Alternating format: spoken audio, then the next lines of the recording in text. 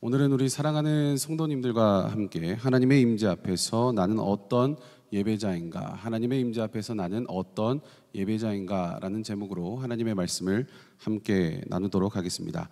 어떤 장소에 들어가면 자연스럽게 행동이 달라질 때가 있습니다. 우리 사진 한번 띄워주시겠습니까? 예. 첫 번째 사진을 띄워주셨는데, 도서관에 들어가면 우리가 목소리가 낮아지고 걸음도 조심스러워집니다. 또한 병원 중환자실에 들어가게 되면 아예 숨소리마저도 줄어드는 그런 분들도 계실 겁니다. 두 번째 사진 한번 띄워주시죠. 반대로 결혼식장에 가게 되면 얼굴에 미소가 번지고 손님을 맞이하면서 축하합니다라는 인사를 하게 됩니다. 또 콘서트장에 가면 어떻습니까? 저절로 어깨가 들썩이고 손뼉을 막 치면서 손이 막 들썩거리기도 하지요. 왜 그런 겁니까? 그 공간의 분위기와 성격이 우리의 태도를 바꾸기 때문입니다. 그렇다면 우리는 예배당에 들어올 때 어떤 모습입니까? 혹시 그냥 익숙한 건물, 늘 오는 자리라고 생각하며 들어오지는 않으셨습니까? 이 자리가 하나님 앞이라는 사실이 우리의 마음과 태도를 실제로 바꾸고 있는지를 우리는 점검을 해봐야 합니다. 오늘 본문인 사무엘하 6장은 다윗이 언약궤를 예루살렘으로 옮기는 이야기입니다. 언약궤는 단순한 성물이 아니라 하나님의 임재를 상징하는 거죠. 하나님이 이스라엘의 중심으로 들어오시는 역사적인 사건이 오늘 본문의 사건입니다. 그런데 이 과정에서 누군가는 죽고 누군가는 춤을 춥니다. 누군가는 복을 받고 누군가는 메마르기 시작합니다. 같은 하나님 앞에서 전혀 다른 결과가 나오는 겁니다. 왜 그런 겁니까? 그 차이는 바로 하나님의 임재 앞에서 어떤 태도로 반응했는가에 있는 것입니다. 오늘 우리는 이 말씀을 통해서 나는 하나님의 임재 앞에서 어떻게 반응하고 있는가, 그리고 이 반응이 하나님이 기뻐하시는 반응인가를 점검하는 저와 여러분이 되기를 축원합니다. 다윗이 언약궤를 예루살렘으로 옮기는 과정은 단순한 행정 절차가 아니었습니다. 이것은 이스라엘 역사상 엄청난 영적인 사건이었습니다. 하나님의 임재가 민족 중심의 자리를 잡는 사건이었기 때문에 이것은 너무나 큰 영적인 사건이었습니다. 그래서 다윗은 정말 성대하게 이것을 준비합니다. 3만 명을 모으고 수금과 비파와 소고로 최고의 찬양대를 꾸밉니다. 모두가 들떠 있었고 분위기는 뜨거웠습니다. 그런데 문제는 시작부터 생기는 거예요. 우리 본문 3절 같이 함께 읽어봅니다. 시작. 그들이 하나님의 궤를 새 수레에 싣고 산에 있는 아비나답의 집에서 나오는데 아비나답의 아들 우사와 아요가 그 새 수레를 모니라. 아멘. 여기서 우리가 봐야 할 단어는 어떤 거냐면 언약궤를 새 수레에 실었다라는 겁니다. 여러분, 이 방식을 어디서 좀 많이 본 것 같지 않으십니까? 사무엘상 6장에서 보면 블레셋 사람들이 하나님의 궤를 돌려보냈을 때 썼던 방법이었습니다. 그들은 소가 끄는 새 수레에 궤를 실어서 보냈고 무사히 이스라엘 땅으로 들어오게 됩니다. 지금 다윗과 백성들은 그 방식을 그대로 따라하는 거죠. 문제는 이것이 하나님의 방식이 아니었던 겁니다. 민수기 4장과 7장에 보면 하나님의 언약궤는 반드시 레위인 고핫 자손이 어깨로 메고 옮기라고 명령을 하고 있습니다. 그리고 절대 직접 만지면 안 된다고 말씀하고 있습니다. 우리 민수기 4장 15절과 7장 9절을 함께 선포합니다. 시작. 진영을 떠날 때 아론과 그의 아들들이 성소와 성소의 모든 기구도 없는 일을 마치거든 고핫 자손들이 와서 맬 것이니라. 그러나 성물은 만지지 말라. 그들이 죽으리라. 회막 물건 중에서 이것들은 고핫 자손이 맬 것이며 고핫 자손에게는 주지 아니하였으니 그들의 성소의 직임은 그 어깨로 매는 일을 하는 까닭이었더라. 아멘. 우리가 이 민수기 4장과 7장의 이 말씀을 통해서 우리가 알 수 있는 건 뭐냐면 단순히 운송 방식의 차이가 아니다라는 거죠. 뭡니까? 이 말은 하나님의 말씀을 무시하는 겁니다. 여러분, 우리도 우사처럼 할 때가 많습니다. 하나님을 예배한다고 하면서 사실은 세상의 방식, 내가 보기 좋은 방식을 가져올 때가 있죠. 이게 더 멋있어 보이고 이게 더 감동적일 것 같아서 세상의 방식과 내가 좋아하는 보기 좋은 것을 가지고 들어올 때가 있습니다. 신앙생활하는 가운데. 그런데 우리 하나님은 감동을 연출하시는 분이 아니십니다. 그분은 말씀에 순종하는 사람을 기뻐하십니다. 그날 그 시간 그 소가 갑자기 궤를 흔들자 우사가 반사적으로 손을 뻗어서 붙잡았습니다. 겉으로 보면 너무나도 헌신적인 거잖아요. 정말 멋진 행동입니다. 와, 언약궤가 떨어지면 안 되니까 그것을 바로 붙잡았네. 정말 대단하다. 엄청난 헌신이다 생각할 수 있습니다. 그런데 하나님은 그 자리에서 우사를 치십니다. 성경은 말하길 그의 잘못함 때문이라고 기록을 하고 있어요. 우리 본문 7절 같이 한번 읽어봅니다. 시작. 여호와 하나님이 우사가 잘못함으로 말미암아 진노하사 그를 그곳에서 치시니 그가 거기 하나님의 궤 곁에서 죽으니라. 아멘. 그럼 우리가 이 말씀을 통해서 질문이 생깁니다. 어떤 거냐면 왜 이렇게까지 하셨을까? 분명히 좋은 의도였지 않습니까? 언약궤가 땅바닥에 곤들박질치고 깨지고 부서지는 것보다 그것을 붙잡는 게 더 좋은 의도였을 것입니다. 그렇다면 하나님은 왜 우사를 죽이셔야 했을까? 그 이유는 하나님의 거룩함 때문인 거죠. 인간이 조절할 수 있는 대상이 아니라는 겁니다. 하나님의 거룩함을 인간이 어떻게 저떻게 할 수 있는 대상이 아니라는 거예요. 다시 말해 아무리 좋은 의도라 할지라도 하나님의 말씀을 넘을 수는 없다라는 거예요. 하나님은 진심보다 순종을 더 귀하게 여기시는 줄로 믿습니다. 우리는 종종 이렇게 말합니다. 내 마음은 하나님을 향해 있다고. 내가 지금 이래도 저래도 내 마음은 하나님을 향해 있다. 근데 왜 몰라주실까? 우리는 종종 이렇게 생각하고 말할 때가 있습니다. 맞습니다. 우사도 그랬을 것입니다. 하지만 하나님은 말씀을 어긴 진심은 받지 않으십니다. 거룩하신 하나님을 내 방식대로 다루려고 하는 그 순간 심판이 임한다라는 것입니다. 다윗은 이 사건 앞에서 분노합니다. 왜 이렇게 하셨을까? 이건 너무 부당한 거 아닙니까?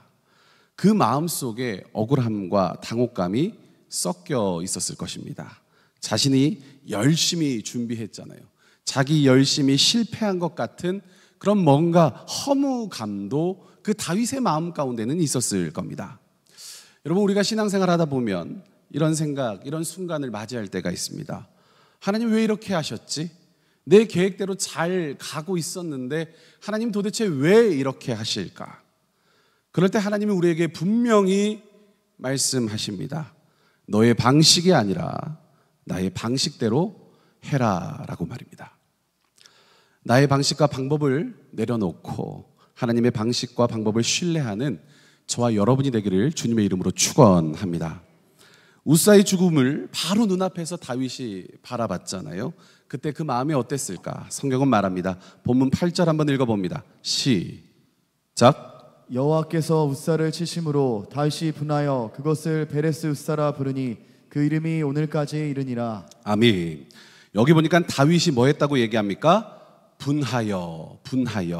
여기서 분했다라는 단어는 단순히 화를 냈다라기보다는 당혹감과 혼란이 그 속에 그 마음 가운데 감정에 섞여 있었다라는 거죠. 아니 내가 하나님을 모시려고 이렇게까지 준비했는데, 아까 3만 명을 모으기 시작했잖아요. 엄청난 찬양대를 준비했습니다. 엄청난 수고와 열심이 있었습니다. 내가 그렇게 하나님을 모시려고 이렇게 수고하고 열심으로 최선을 다했는데 왜 이런 결과가 있지? 당혹감인 거죠. 우리도 이런 상황을 맞이할 때가 있죠. 열심히 준비했고 나름 하나님을 위해서 한다고 했는데, 하나님을 위해서 주님을 위하여 헌신한다고 했는데 결과가 완전히 나의 예상과는 다르게 흘러갈 때가 있습니다. 다윗은 우사의 죽음 이후에 언약궤를 예루살렘으로 가지고 오는 일을 멈춰버립니다. 본문 9절 한번 읽어보겠습니다. 시작. 다윗이 그날에 여호와를 두려워하여 이르되 여호와의 궤가 어찌 내게로 오리요 하고. 아멘. 정말 열심히 준비했는데 그것이 자기 뜻대로 되지 않으니까 마음이 어려워진 거죠. 이것을 좀 표현한다면 이런 거예요. 뭐냐면 하나님, 전 너무 두렵습니다. 감당이 안 됩니다. 하나님께서 치시는 장면을 봤기 때문에 두려운 거죠. 이 고백을 지금 하고 있는 거예요. 그래서 궤를 어떻게 하냐면 가드 사람 오베데돔의 집에 두고 돌아서 버리는 겁니다. 그런데 여기서 반전이 일어납니다. 궤가 오베데돔의 집에 있는 동안에 하나님께서 그 집에 무엇을 주십니까? 복을 주시는 거예요. 본문 11절 같이 한번 읽어봅니다. 시작. 여호와의 궤가 가드 사람 오베데돔의 집에 석 달을 있었는데 여호와께서 오베데돔과 그의 온 집에 복을 주시니라. 아멘. 성경은 그 복이 얼마나 분명했는지, 하나님이 주신 복이 얼마나 분명했는지 주변 사람들이 다 알 정도다라는 거예요. 다윗이 그 소식을 들었습니다. 그리고 그 소식을 듣자 그 안에 스스로 깨달은 거예요. 어떤 걸 깨달았냐? 하나님의 임재는 무조건 두렵기만 한 것이 아니구나. 그분의 방식대로 하면 오히려 복이 있구나. 여러분, 여기서 우리가 중요한 진리 하나를 발견하게 됩니다. 그것이 뭐냐면 하나님의 임재는 누구에게나 같은 방식으로 임하지만 그 임재를 대하는 우리의 태도에 따라서 전혀 결과가 다를 수 있다라는 겁니다. 우사는 말씀을 어기고 내 방식대로 손을 댔기 때문에 죽었습니다. 그런데 오베데돔은 어떻게 됩니까? 말씀대로 모셨기 때문에 복이 임한 줄로 믿습니다. 다윗이 이제 깨달은 거죠. 그리고 이제 달라지기 시작합니다. 그는 다시 궤를 옮겨오기로 결심을 하는 거예요. 하지만 이번에 완전히 다른 방식으로 움직입니다. 더 이상 새 수레가 아니라 레위인들이 어깨에 메고 말씀을 따라서 옮기기를 시작하는 거예요. 그리고 그 궤를 6걸음 옮길 때마다 제사를 드리는데 우리 본문 13절 한번 읽어봅니다. 시작. 여호와의 궤를 맨 사람들이 6걸음을 가매 다윗이 소와 살찐 송아지로 제사를 드리고. 아멘. 여기서 6걸음이라고 하는 것은 어떤 의미가 있는 거냐면 한 걸음 한 걸음이 얼마나 조심스럽고 경외로웠는지를 지금 나타내 주는 거예요. 이건 단순히 무엇을 옮기는 작업과 수준이 아니라 이들의 걸음 하나하나가 예배의 행진이었다라는 것을 이야기하는 겁니다. 그리고 그 경외가 점점 기쁨으로 바뀌기 시작하는 거예요. 우리 본문 14절 한번 읽어볼게요. 시작. 다윗이 여호와 앞에서 힘을 다하여 춤을 추는데 그때 왜 다시 베봇을 입었더라. 아멘. 여기서 표현을 보니까 힘을 다하여 뭐 했답니까? 춤을 췄답니다. 힘을 다하여 춤을 췄답니다. 다윗이 하나님 앞에서 여호와 앞에서 자신의 온 힘을 다해서 춤을 췄습니다. 여러분, 다윗은 왕입니다. 이스라엘 최고의 권력자입니다. 모든 백성들이 지금 지켜보고 있는 자리에서 뭐 했다는 겁니까? 춤을 췄다라고 얘기합니다. 그런데 그는 그 모든 체면을 다 내려놓는 거죠. 자신의 모든 체면을 지금 다 내려놓고 완전히 하나님 앞에 자기 자신을 뭐 하는 거예요? 맡기고 있는 거예요. 왜 그런 겁니까? 하나님의 임재가 너무 귀하고 너무 기쁘기 때문인 겁니다. 여러분, 우리가 드리는 예배는 바로 이런 겁니다. 하나님이 내 삶 가운데 계신 것이 너무 기쁘고 감사해서 나의 체면보다 하나님이 더 커 보이는 순간, 그것이 진짜 예배인 줄로 믿습니다. 경외로 시작된 이 발걸음이요, 기쁨의 춤으로 바뀌기 시작하는 거예요. 하나님의 임재가 우리를 억누르는 무거운 짐이 아니라 뭡니까? 우리를 살리는 은혜가 되는 줄 믿으시길 바랍니다. 다윗은 이 기쁨을요 혼자 누리지 않았습니다. 본문 18절과 19절을 같이 한번 읽어봅니다. 시작. 다윗이 번제와 화목제 드리기를 마치고 만군의 여호와의 이름으로 백성에게 축복하고 모든 백성 곧 온 이스라엘 무리에게 남녀를 막론하고 떡 한 개와 고기 한 조각과 건포도 떡 한 덩이씩 나누어 주매 모든 백성이 각기 집으로 돌아가니라. 아멘. 제사를 마친 뒤에 백성들을 어떻게 하냐면 축복을 하고요, 떡과 고기와 건포도 떡을 모든 사람들에게 지금 나눠주는 장면이에요. 지금 하나님의 임재로 시작된 기쁨이 지금 막 차고 넘칩니다. 그 예배 가운데 하나님이 임재하시니까 그 경외감에서 기쁨으로 바뀌어서 하나님을 막 높이고 자기 체면도 없고요, 주님만 바라보면서요, 그런 영적인 기쁨이 가득했을 때 그 임재가 시작된 그 기쁨이 이제는 공동체 전체로 흘러가는 겁니다. 여러분, 진짜 예배는 내 감정만 뜨거워진 걸로 끝나지 않습니다. 그 기쁨이 주변으로 흘러가고 복이 나눠질 때 그게 하나님이 기뻐하시는 예배가 됨을 믿으시길 바랍니다. 그렇다면 여러분 지금 우리는 하나님을 어떻게 바라보고 계십니까? 하나님을 두려움으로만 바라보고 계십니까? 아니면 너무 익숙해서 가볍게 여기고 계십니까? 다윗처럼 경외로 시작해 기쁨으로 나아가는 신앙의 길을 걷길 주님의 이름으로 축원합니다. 하나님의 임재는 두렵지만 동시에 복된 거죠. 말씀대로 모시면 그분의 임재는 우리의 가정과 교회에 기쁨과 생명을 주는 줄로 믿습니다. 그런데 성경은 이런 절정의 순간, 너무나도 기쁘고 축제 같은 모두가 살아나는, 공동체가 살아나는 이 절정의 순간에 전혀 다른 표정을 짓고 있는 한 사람을 보여줍니다. 바로 사울의 딸이자 다윗의 아내 미갈입니다. 우리 본문 16절 같이 한번 읽어봅니다. 시작. 여호와의 궤가 다윗 성으로 들어올 때 사울의 딸 미갈이 창으로 내려다보다가 다윗 왕이 여호와 앞에서 뛰놀며 춤추는 것을 보고 심중에 그를 없인 여기니라. 아멘. 여기서 우리가 눈여겨볼 성경의 표현이 있습니다. 그것이 어떤 거냐면 창으로 내려다보다예요. 창으로 내려다보다. 이것은 단순히 어떤 물리적인 위치, 위에서 아래로 내려보는 것을 의미하는 게 아니라 성경에서 창으로 바라보는 사람은 어떤 사람들이냐면 보통 행동의 주체가 아니라 관찰자로 표현이 됩니다. 그 자리에 있지만 중심이 아닌 바깥에 벗어난 사람들을 표현할 때 창을 통하여 바라보는 사람들이라고 성경은 표현을 하고 있습니다. 미갈은 지금 예배의 한복판에 있지 않은 거예요. 멀찍이 떨어져서 뭐 하는 겁니까? 냉정하게 평가하고 있는 겁니다. 그리고 그 마음속에 든 생각이 뭐라고 성경은 얘기하냐면 업신여겼다. 뭡니까? 왕이, 남편이 하나님의 임재 앞에서 춤을 추는 것을 보고 지금 뭘 어떻게 생각하는 겁니까? 저게 뭐 하는 거야? 왕이 체면이 있지, 저렇게까지 꼭 해야 하는 것인가? 이런 생각을 지금 했다라는 겁니다.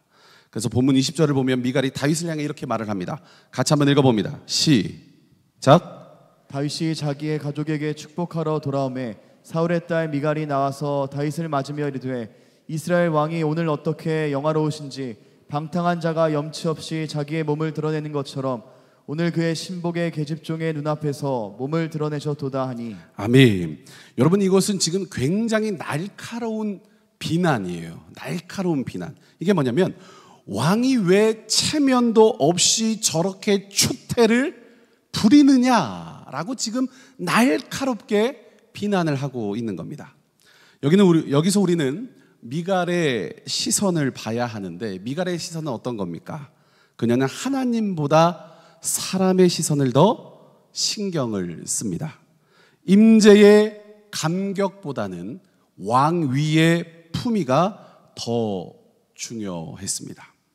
예배의 진정성보다는 체면이 먼저였습니다. 저와 여러분 안에도 이런 미갈 같은 모습이 있을 수 있습니다. 예배 때 손을 들고 찬양하고 싶은데 옆 사람이 뭐라 생각할까 봐 어떻습니까? 가만히 있는 거예요. 기도 시간에 마음이 뜨거워져서 눈물이 나는데 체면 구기지 말자라면서 꾹 참는 거죠. 하나님보다 사람을 더 의지하는 그 순간 우리는 예배자가 아니라 뭐가 되는지 아십니까? 관찰자가 됩니다.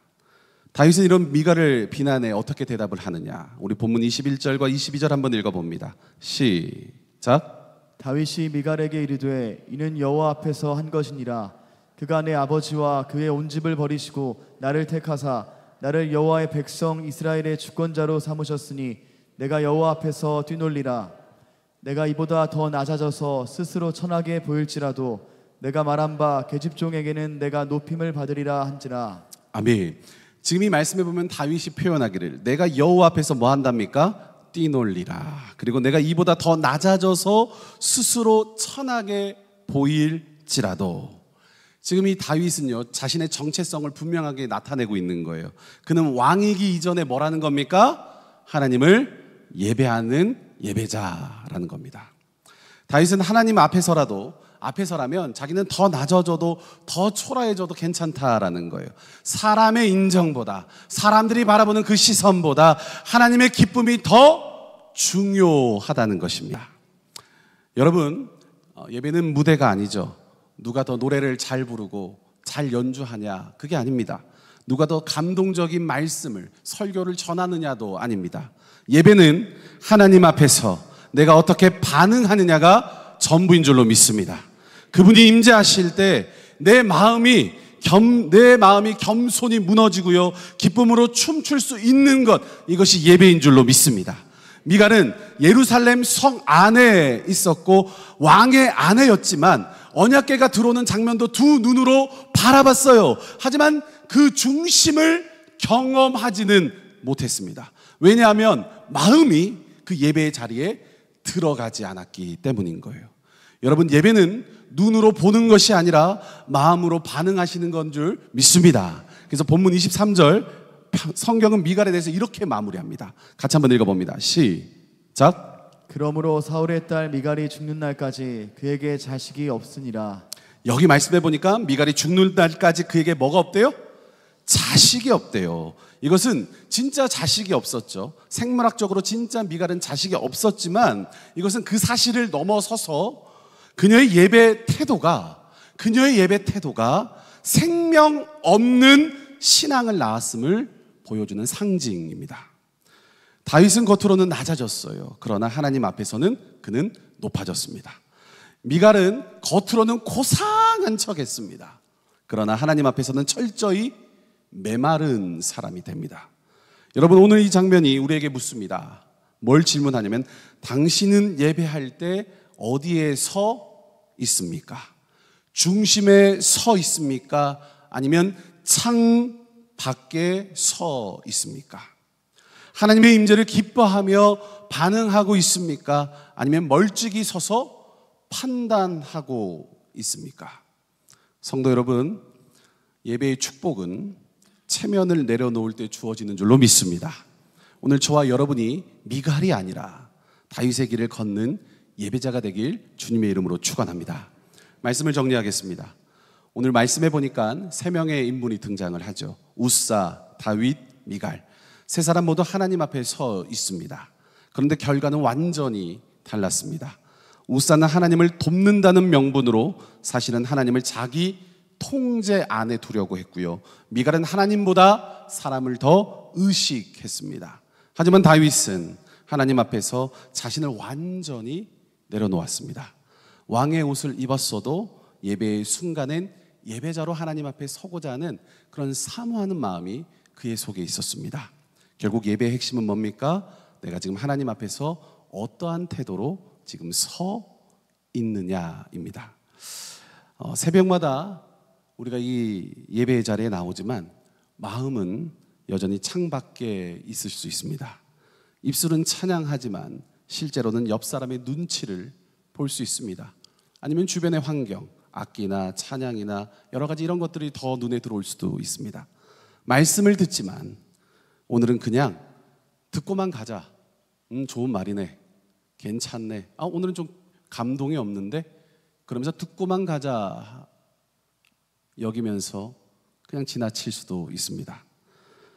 예배는 하나님께서 우리에게 은혜를 베풀어 주시는 통로인 줄로 믿습니다. 예배자가 되면 하나님의 임재가 복이 되는 것입니다. 하지만 예배를 관람하면 그 임재는 내게 아무런 유익이 되지 않습니다. 오히려 거룩하신 하나님 앞에서 무감각해지고요, 저와 여러분의 신앙은 메마르게 될 것입니다. 사랑하는 성도 여러분, 오늘 우리가 결단하기를 원합니다. 하나님 앞에서 더 낮아지는 예배자가 되게 하여 주시옵소서. 사람의 시선이 아니라 하나님의 기쁨을 선택하게 하소서. 내 방식이 아니라 하나님의 말씀대로 예배하게 하여 주시옵소서. 그럴 때 하나님은 우리의 예배를 기쁘게 받으실 뿐만 아니라 주님의 임재 안에서 우리의 삶이 회복될 줄로 믿습니다. 주님의 임재 안에서 한 주간 영적인 생활, 예배 생활 승리하는 모든 한밭제일교회 성도님들 되시길 주님의 이름으로 축원합니다. 기도하겠습니다. 사랑과 은혜가 풍성하신 하나님, 오늘 새벽 말씀을 통해서 웃사와 다윗과 미갈의 모습을 봅니다. 나 자신이 하나님의 임재 앞에 설 때 어떤 태도로 서 있는지 돌아보게 됩니다. 하나님을 내 방식대로 다루려고 하진 않았는지, 사람의 시선을 더 의식하며 체면에 갇히진 않았는지 회개합니다. 다윗처럼 하나님 앞에서 더 낮아지고 더 기쁘게 반응하는 예배자가 되게 하여 주시옵소서. 나의 체면보다 주님을 높이는 사람이 되게 하여 주시옵소서. 하나님, 예배의 중심이 서게 하시고 말씀대로 예배하게 하여 주시옵소서. 주님의 임재가 오늘 하루의 삶 속에서 계속해서 이어지게 하여 주시옵소서. 오베데돔의 집에 임했던 그 복이 우리 사랑하는 성도들의 가정마다, 일터마다, 자녀들에게 임하게 하여 주시옵소서. 예수님의 이름으로 기도합니다. 아멘.